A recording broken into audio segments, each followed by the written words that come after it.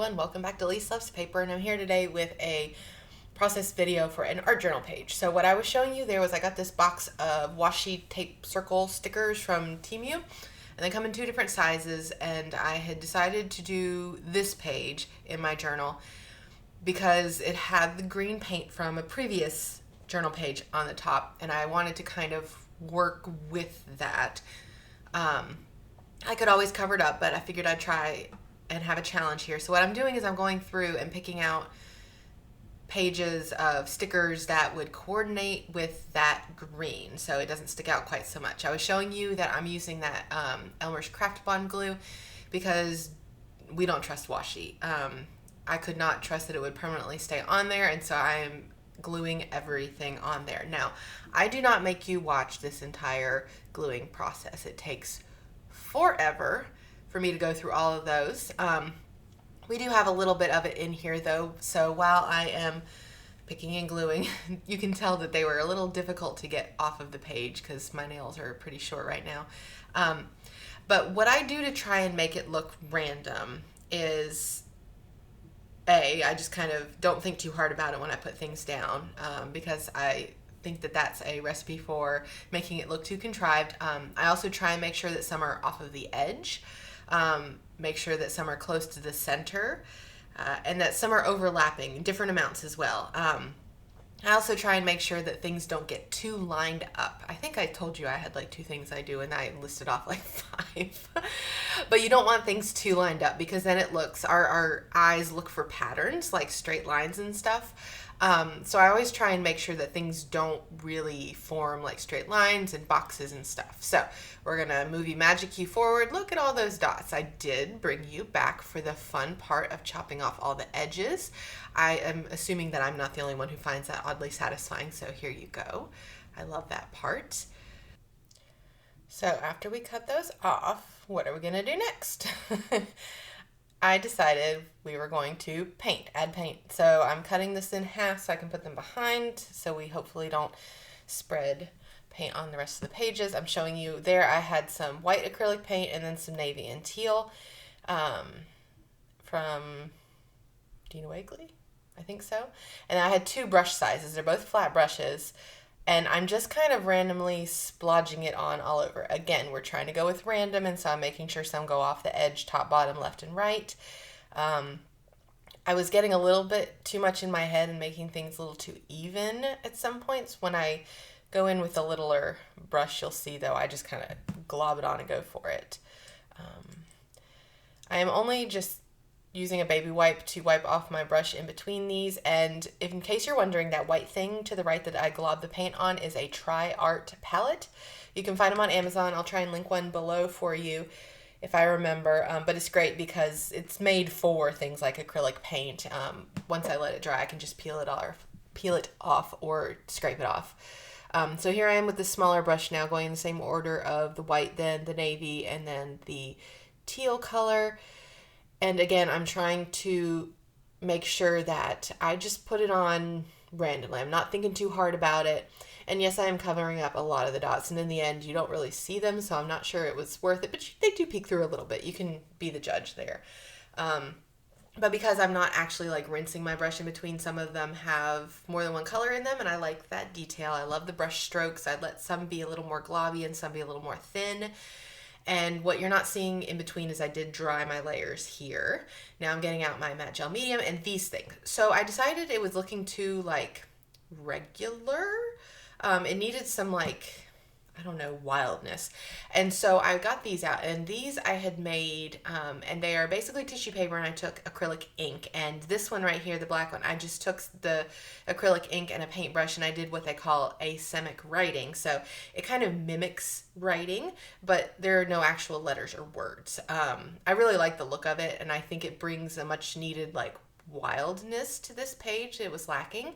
I also have these circles here, which again brings the circles from the back to the forefront a little bit more and breaks up all that linear paint in there. And so I am going back and forth between the black and the teal because I don't want it to look like one is more in the background and one is more in the foreground. So I'm kind of going back and forth. Some of the black is on top of the teal, some of the teal is on top of the black, and vice versa.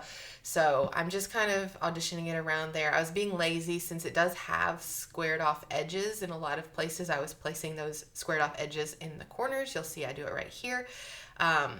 Because I didn't want to cut too much off, and I didn't want to honestly have to deal with cutting things off, and I didn't want to see those lines in the page. Now, using the matte gel medium does make the tissue paper mostly disappear, but you can see it if you look closely.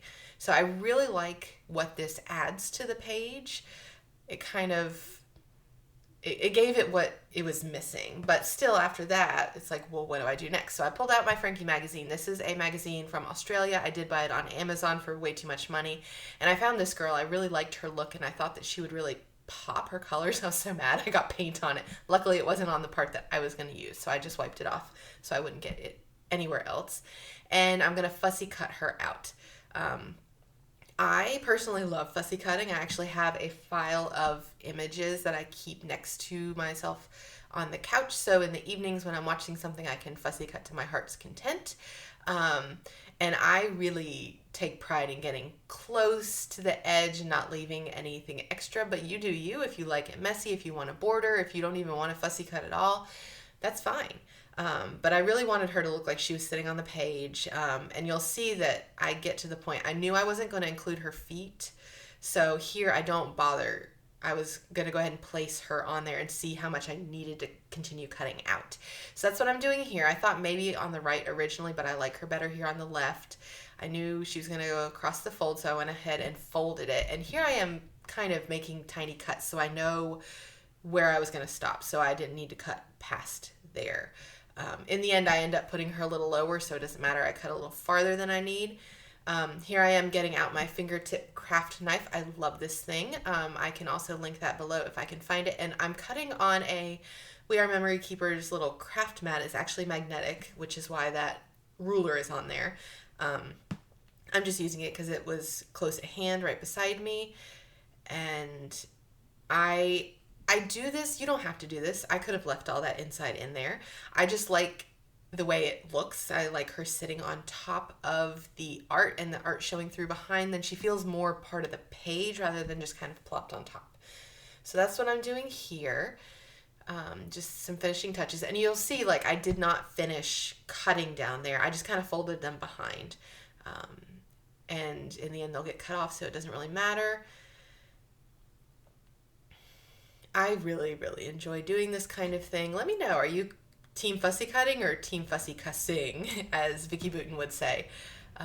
Do you love it or do you hate it? I think you're usually either one or the other. So here we are, gluing her down with some more matte gel medium, because with all the stuff on the page, we definitely need something heavy duty to keep her on there and in place. Need some more. Now, I do prefer my matte gel medium in this thing, so I squeeze it out on the brush. I feel like it's less messy for me than the ones in the pots. But here I go. I got it all over my fingers. That's okay.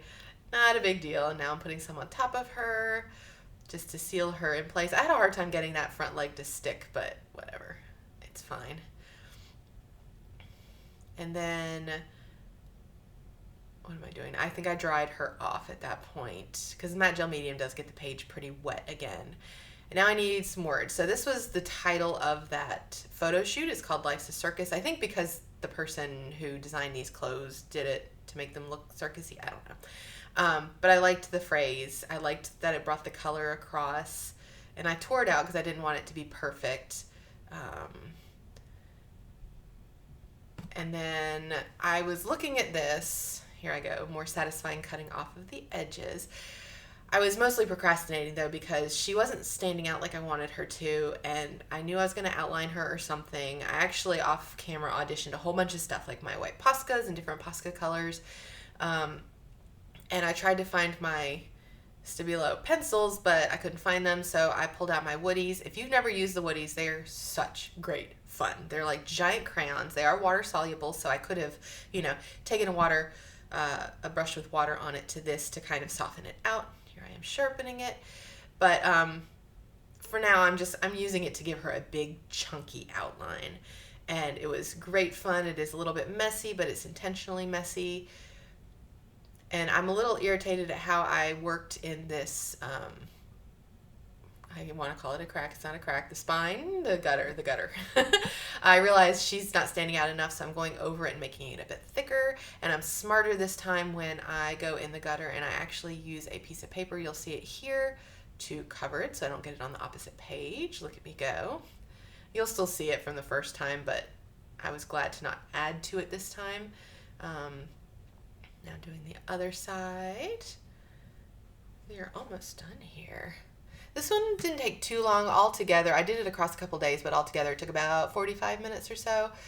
So here I am. I'm going to test this pen. I believe it's the Uniball. I don't remember. I'll link it if I remember. And then I added here, enjoy the show in my own handwriting. I hate that it's off center, but we're just going to go with it because it doesn't matter that much.